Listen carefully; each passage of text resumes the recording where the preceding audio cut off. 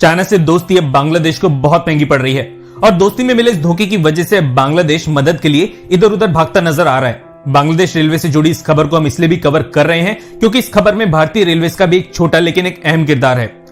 अस्सलाम वालेकुम गाइस, आज हम जिस टॉपिक के ऊपर बात करने वाले हैं वो बांग्लादेश की रेलवेज़ के बारे में और बांग्लादेश की रेलवेज़ के लिए कुछ अच्छे से प्रोजेक्ट्स आने वाले हैं। आइए इस वीडियो को देखते हैं और बताते हैं आपको कि क्या कहानी है। सबसे पहले मैं आपको एक चीज़ क्लियर कर दूं कि बांग्लादेश ने इंडिया एंड जापान से कुछ लोन लेने के लिए उनसे रिक्वेस्ट की कि हमें आप लोन दें और इस लोन के मुताबिक हम अपनी रेलवेज़ को या अपनी रेलवे को थोड़ी सी इम्प्रूवमेंट करें, थोड़ी सी अच्छी करें। तो आइए इस रिपोर्ट को देखते हैं और देखते हैं कि बांग्लादेश ने कितना लोन लेने के लिए कहा है इंडिया और जापान से।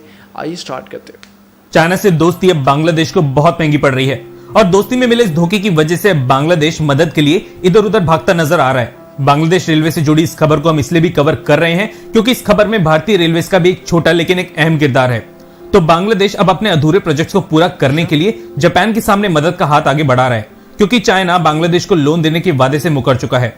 बांग्लादेश ने अपनी कैपिटल सिटी ढाका को नॉर्थ ईस्ट और नॉर्थ वेस्ट रीजन से कनेक्ट करने के लिए दो बहुत बड़े प्रोजेक्ट्स लॉन्च किए थे। बांग्लादेश की करेंसी में इन दोनों प्रोजेक्ट्स की कीमत लगभग 14,000 करोड़ टका और 16,000 करोड़ टका थी और चाइना के दिखाए सपनों पर विश्वास करके इन दोनों प्रोजेक्ट्स को लॉन्च भी कर दिया गया था। पर आखिरी वक्त में चाइना ने हमेशा की तरह धोखा देके लोन देने से मना कर दिया। आपको बता दें कि ये पूरी खबर बांग्लादेश के ही न्यूज़पेपर द डेली स्टार ने अपने एक आर्टिकल में कवर की थी। इन दोनों प्रोजेक्ट्स के लिए सन 2016 में एक एमओयू साइन किया गया था और कमाल की बात यह है कि ये एमओयू तब साइन हुआ था जब शी जिनपिंग बांग्लादेश दौरे पे थे। 14,000 करोड़ टका वाले प्रोजेक्ट का नाम है Jaidevpur Ishwardi double line project, जिसे चाइनीज सरकार ने लोन देने से ये कह के मना कर दिया कि इस प्रोजेक्ट के लिए बांग्लादेश रेलवे की तरफ से अधूरी फिजिबिलिटी स्टडी की गई है। 16,000 करोड़ टका वाले प्रोजेक्ट का नाम था Akhaura Sylhet dual gauge project और इस प्रोजेक्ट में बांग्लादेश को अखंड बेइज्जती झेलनी पड़ी है। इस प्रोजेक्ट के लिए किसी भी टेंडर या बिडिंग प्रोसेस को निकाले बिना इसे चाइनीज कॉन्ट्रैक्टर्स को ये सोच के दे दिया गया कि चाइनीज सरकार इस प्रोजेक्ट का 66% हिस्सा फाइनेंस कर देगी। पर चाइनीज सरकार के मुकर जाने के बाद बांग्लादेश के पीएमओ की तरफ से निर्देश जारी किए गए और इस प्रोजेक्ट में करीबन 21% तक की कटौती की गई। कॉन्ट्रैक्ट की कीमत घटाए जाने की वजह से चाइनीज कॉन्ट्रैक्टर्स ने इस प्रोजेक्ट पे काम करने से मना कर दिया। ये वही कॉन्ट्रैक्टर्स हैं जिनके लिए बांग्लादेश ने खुद अपने प्रोजेक्ट्स में घुसने के लिए सिफारिश लगाई थी और बिना किसी कॉम्पिटिटर के ये प्रोजेक्ट्स चाइनीज को दे दिए गए थे। खैर, हवा में लटके इन दोनों प्रोजेक्ट्स के लिए अब बांग्लादेश पीएमओ की तरफ से इन प्रोजेक्ट्स को फंड करने के लिए दूसरे जरिए खोजने की हिदायत दी गई है।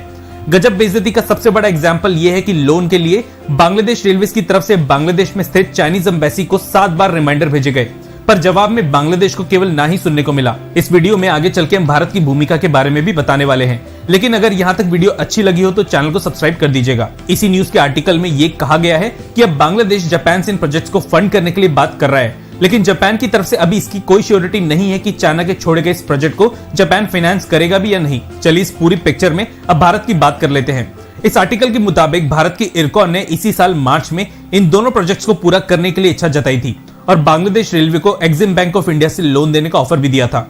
पर बांग्लादेश रेलवे अधिकारियों के मुताबिक भारत की तरफ से केवल इच्छा जताई गई थी, लेकिन कोई फॉर्मल प्रपोजल नहीं भेजा गया था। मतलब 7 बार चाइना से रिजेक्ट होने के बाद और जापान से लोन की उम्मीद लगाने वाला बांग्लादेश अब भारत से उम्मीद कर रहा है कि भारत खुद इन प्रोजेक्ट्स के लिए हाथ फैला के आगे आए। वैसे आपको बता दें कि बांग्लादेश ने चाइना से अपनी नेवी के लिए जो फ्रिगेट्स खरीदे थे उनमें भी बांग्लादेश को अब दिक्कतों का सामना करना पड़ रहा है और इसके बारे में पूरी जानकारी एक बहुत बड़े कंटेंट क्रिएटर ने अपनी एक वीडियो में दी है। वीडियो का लिंक आपको डिस्क्रिप्शन में मिल जाएगा। खैर, जो भी हो, पर यह बात तो तय है कि चाहे जितना भी नुकसान हो जाए, पर बांग्लादेश अपने देश में चल रहे प्रोजेक्ट से भारत को बाहर रखने की पूरी कोशिशें करता है और इसका रीजन हम आप लोगों से कमेंट सेक्शन में जरूर सुनना चाहेंगे। वैसे हमें लगता है कि शायद बांग्लादेश के मजे लेने के लिए ही भारत ने अपनी मदद का अनऑफिशियल ऑफर दिया होगा। लाइक के बिना बिल्कुल भी मत जाइएगा अगर आप इस वीडियो को यहाँ तक देख चुके हैं।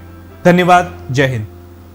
तो यहाँ पे देखा जाए तो इंडियन मीडिया या इंडियन कंटेंट क्रिएटर चाहते ही है कि बांग्लादेश और इंडिया के बीच में इख्तलाफात हो और इख्तलाफात की वजह ही यही है कि इंडियन हिंदू और मुस्लिम वाली बात इसी चीज़ के बिना पर है कि भाई हिंदू और मुस्लिम वाली बातें जो है ना इंडिया और बांग्लादेश के अंदर काफ़ी ज़्यादा हुई है। बात करें इन प्रोजेक्ट्स के ऊपर तो हो सकता है कि चाइना ने इस प्रोजेक्ट को इस वजह से भी रिजेक्ट किया हो क्योंकि ये कुछ ज़्यादा ट्रैक वाले नहीं हो। अब पाकिस्तान में कुछ ऐसी जगह हैं प्रपोजल दे दिया कि यहाँ पे हम ट्रैक बनाना चाहते हैं या फिर हम नए ट्रैक्स बिछाना चाह रहे हैं, तो ये चीज़ें तो है जहाँ पे उनकी अपनी इन्वेस्टमेंट को फ़ायदा हो रहा है कि जैसे कि मैं अब 10 करोड़ लगा रहा हूँ और मुझे 1 साल बाद उसको 20 करोड़ आएगा, 30 करोड़ आएगा, तो मैं ज़ाहिर सी बात उसमें इन्वेस्ट करूँगा। तो हो सकता है कि चाइना ने अभी इस प्रोजेक्ट को इसलिए डिले किया हो या इस वजह से इन्होंने वो किया हो, गवर्नमेंट की वजह से से भी हो सकता है, क्योंकि बहुत सारे कॉन्ट्रैक्टर ऐसे होते हैं। अब जैसे कि आपको बता दूं कि पाकिस्तान में भी कुछ ऐसे टाइम पे चाइना इन्वेस्ट नहीं कर रही थी। अब नए गवर्नमेंट और नए हुकूमत के आने की वजह से चाइना इन्वेस्ट कर रहा है, तो हो सकता है कि वो इन गवर्नमेंट के जो सीनियर्स है उनसे ना खुश ना होने की वजह से वो ये समझ रहे हो कि मैं अगर पैसा लगा रहा हूँ ऐसा ना हो कि पैसा कहीं और ही चला जाए, इन्वेस्ट ही ना हो मेरे काम में, तो इस वजह से भी वो इसको जो है ना रिग्रेट करे हो। दूसरी रही बात जापान की, तो जापान हो सकता है कि इनकी मदद करे, बट अभी इन्होंने कुछ रिस्पांस नहीं दिया। रिस्पांस ना होने की वजह हो सकता है ये कि उनको इस प्रोजेक्ट के अंदर इंटरेस्ट ना हो।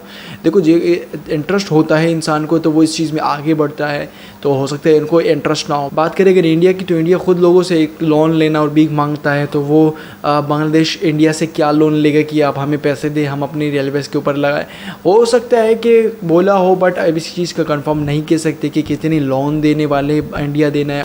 तो उम्मीद है कि आज की वीडियो अगर आपको अच्छी लगी तो प्लीज़ लाइक करें, शेयर करें और इस रिपोर्ट को ज़्यादा से ज़्यादा शेयर करें, ताकि पता चले कि इंडियन रेलवे और बांग्लादेश की रेलवे में क्या डिफरेंसेस है और क्या चीज़ें जो है ना चेंजिंग हो रही है और कौन से प्रोजेक्ट के ऊपर काम होने वाला है। तो फिर मिलते हैं नेक्स्ट वीडियो में, तब तक के लिए अल्लाह हाफिज़।